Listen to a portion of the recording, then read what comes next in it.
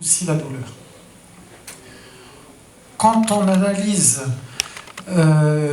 les essais cliniques par type de produits testés, qu'est-ce qu'on trouve en premier et de loin de tout? C'est le cannabis en tant que plante entière, enfin, sommité florale, la hampe florale, ou des extraits de la plante. Et donc ça représente 358 essais sur les 718 dont j'ai parlé tout à l'heure, l'écrasante majorité. En deuxième lieu, on trouve le THC, le fameux THC. En troisième lieu, un peu plus loin, le cannabidiol seul. Et tout le reste, ce sont des combinaisons. THC, CBD, etc. CBG. Alors, j'aimerais souligner quand même, on n'en a pas parlé ce matin, le nabilol, marinol, c'est un produit purement synthétique, développé par les Américains, des années 90. C'est exactement la même chose que le THC, sauf que ça vient de la chimie. Il est déjà commercialisé dans plusieurs pays dans le monde et qui est utilisé. C'est une menace pour la filière cannabis marocain. Et c'est une évidence, je n'ai pas besoin d'entrer dans les détails. Voilà, ça c'est l'analyse de cette base de 718 essais cliniques. Pour vous donner un petit comparatif par rapport au Covid-19. Covid-19, ça fait 1 an et demi que ça a explosé, un petit peu moins d'1 an et demi. On est déjà à peu près à 10 000 essais cliniques sur le Covid. 10 000 en 1 an et demi. Donc, 1970 à 2019, 718 essais cliniques. Donc, pour vous dire qu'il y a eu quand même très peu d'essais relativement sur le cannabis, de par tout ce qui a été dit ce matin, de ce blocage réglementaire et de la classification du cannabis comme étant une plante drogue plutôt qu'une plante médicinale. Donc je ne pouvais pas faire cette présentation sans parler de cette super méta-analyse qui a été publiée dans JAMA en 2015 et qui a malaxé 79 études qui regroupent 6462 patients qui ont reçu le cannabis. Rassurez-vous, je ne veux pas que vous reteniez tout ça, je vais juste utiliser ces tableaux pour aller droit au fait. Là où l'intérêt a été considéré comme modéré, et c'était le maximum de bénéfices qu'on a pu obtenir dans ces essais, c'était dans la douleur chronique, neuropathique ou le cancer. D'accord ? La deuxième sphère thérapeutique où il y a eu un résultat modéré, c'est la spasticité chez les patients atteints de la sclérose en plaques. À part ces deux indications, tous les résultats de ces essais cliniques ont été considérés comme faibles, voire parfois très faibles. Vous allez me dire pourquoi ? Ce n'est pas à cause du cannabis, mais c'est surtout à cause de la méthodologie. Quand vous regardez, j'ai souligné là-bas, là vous avez le nombre d'études et le nombre de patients qui ont été inclus dans ces études. Vous voyez que c'est très rare qu'on trouve une étude qui dépasse les 1200 patients, ce qui est très très peu pour pouvoir aboutir à un résultat puissant en termes statistiques. Le deuxième point le plus important qui fait que les résultats restent faibles et discutables, c'est que c'était quasiment tout le temps versus placebo. Et comme vous le savez, dans la pharmacie, dans l'industrie, dans le médicament, l'étude versus placebo est importante, mais ce n'est que la première étape pour passer à une étude versus traitement de référence. Donc si vous ne faites pas une étude versus traitement de référence pour vous démontrer que vous apportez une amélioration du service médical rendu, finalement, votre rapport reste toujours modéré. Ceux qui travaillent sur le médicament connaissent très bien tout ça. On peut avoir un service médical rendu intéressant, mais une amélioration du service médical très pauvre parce qu'on n'a pas fait d'études versus le traitement de référence dans l'indication dont on est en train de parler. Donc c'est ce qui explique que le meilleur score obtenu a été apport modéré du cannabis. Rassurez-vous, ça ne veut pas dire que le cannabis ne marche pas. Je redis et je rappelle que c'est un problème de méthodologie. Deuxième slide, la même chose. Malheureusement, tous les résultats ici, la conclusion de ceux qui ont publié cette méta-analyse, c'est que l'apport a été faible, voire très faible. Et les indications, c'était la dépression, l'anxiété, les problèmes de sommeil, les psychoses et le syndrome de Tourette, donc un certain type d'épilepsie. Encore une fois, le nombre de patients était très faible et les comparateurs étaient quasiment le placebo, à part la misulpride qui a été utilisée comme antidépresseur de comparaison par rapport au cannabidiol, le CBD, dans 2 essais sur la psychose et la dépression.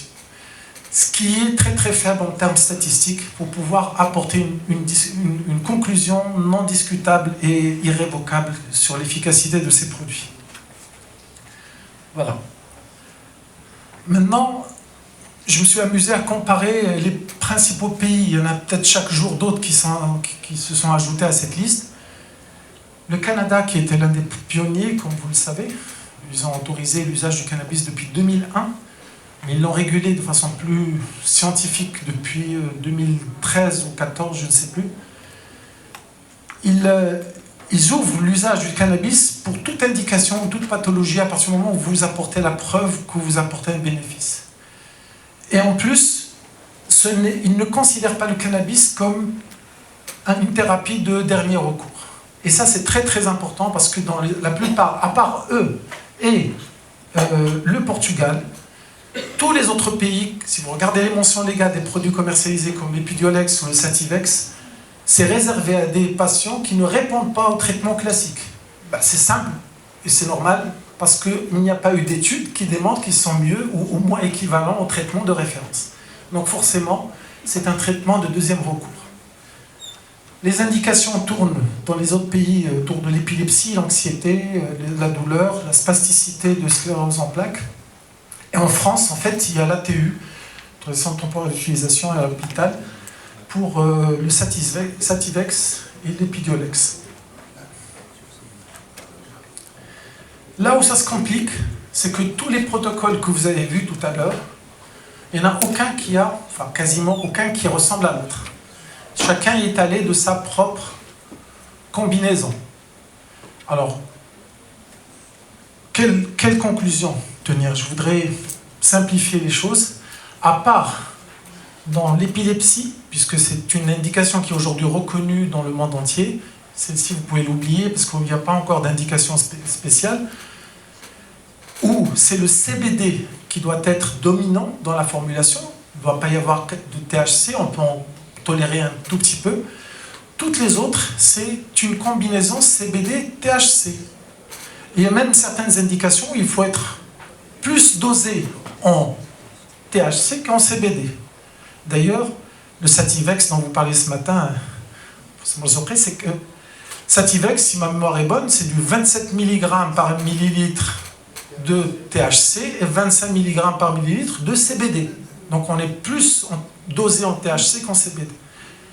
Alors imaginez le casse-tête pour un laboratoire pharmaceutique qui veut développer une formulation pour traiter les patients.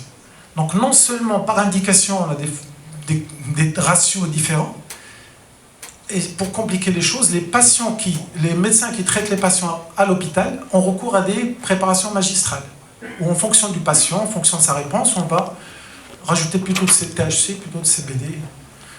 Et là on ne parle que de THC, CBD, on ne parle même pas des autres cannabinoïdes. Pardon.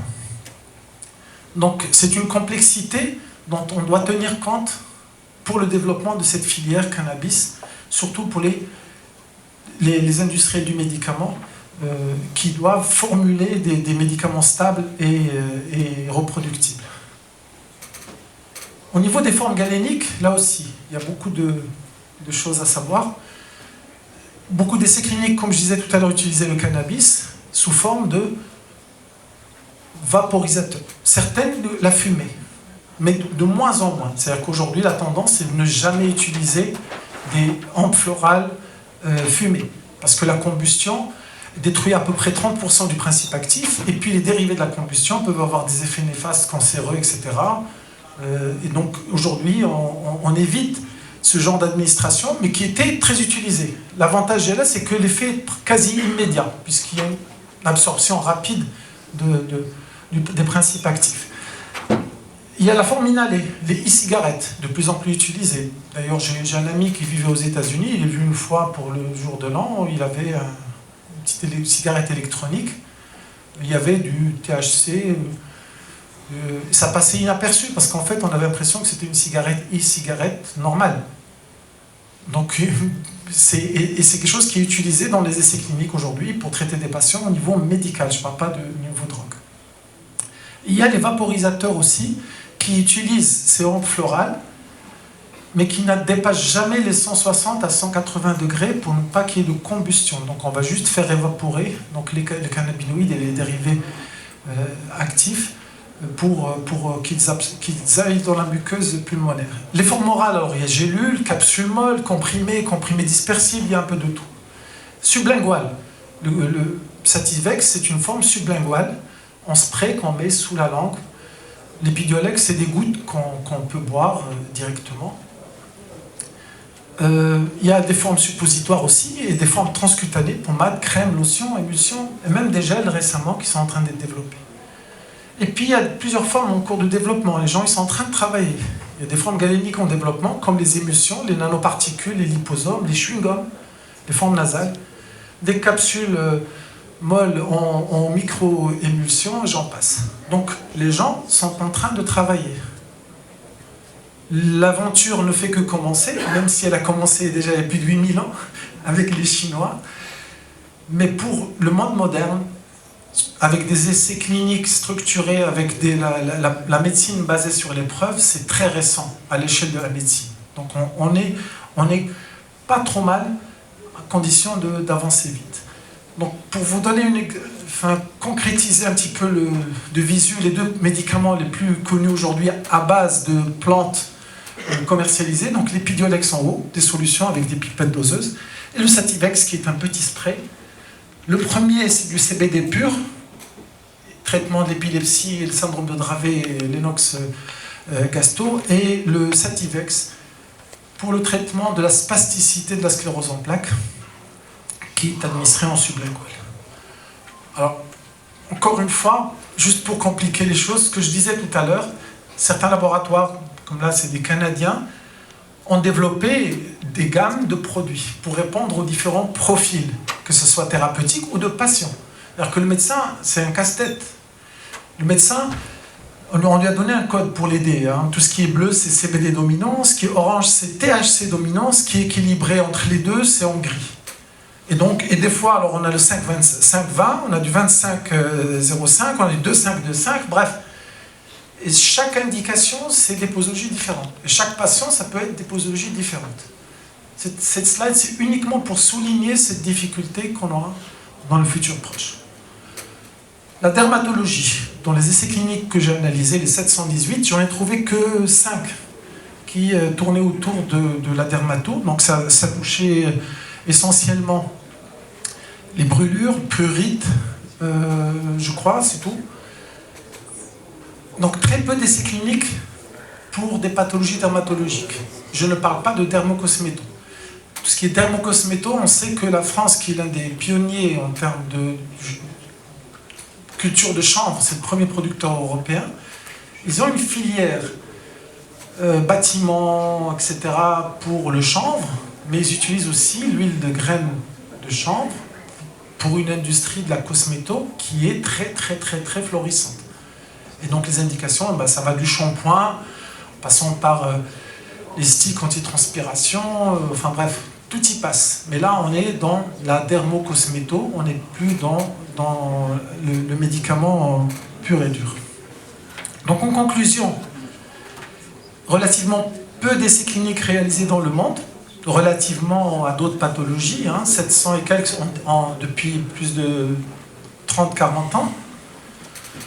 Seuls 39% des essais étaient des essais contrôlés. L'écrasante majorité était versus placebo. Et les dérivés du cannabis les plus utilisés, c'était dans 50% des cas des extraits de la plante, 20% THC, 9% CBD, Nabinol 7%, et les combinaisons le reste. 51% des essais étaient autour de la sphère centrale, SNC douleur, et la combinaison posologie sont très variables selon les essais. Et enfin, le niveau de preuve et des résultats étaient faibles à modérés, ce qui fait qu'il y a encore beaucoup de travail à faire. De ces conclusions, qu'est-ce qu'on peut tirer comme recommandation? À mon humble avis, des choses à débattre, et ça sera l'occasion justement, ce genre de réunion. Pour le premier point, je ne me fais pas de soucis parce qu'avec le changement de la réglementation, c'est en train d'exploser partout, et vous l'avez vu de visu sur la courbe de l'évolution des essais cliniques depuis 2017, ça a été multiplié par 10, et ça va continuer. 39% des essais étaient contrôlés, c'est un excellent réservoir. Moi, je le prends comme un point positif, parce que pour faire des essais contrôlés, très coûteux, versus placebo, double aveugle, multicentrique et tout, il faut se baser sur des pilotes. Bon, on peut considérer que tout ce qui a été fait jusqu'à présent n'est que des pilotes sur lesquels on peut marcher à pas rapide pour apporter des preuves plus solides sur l'efficacité du produit ou des combinaisons de produits.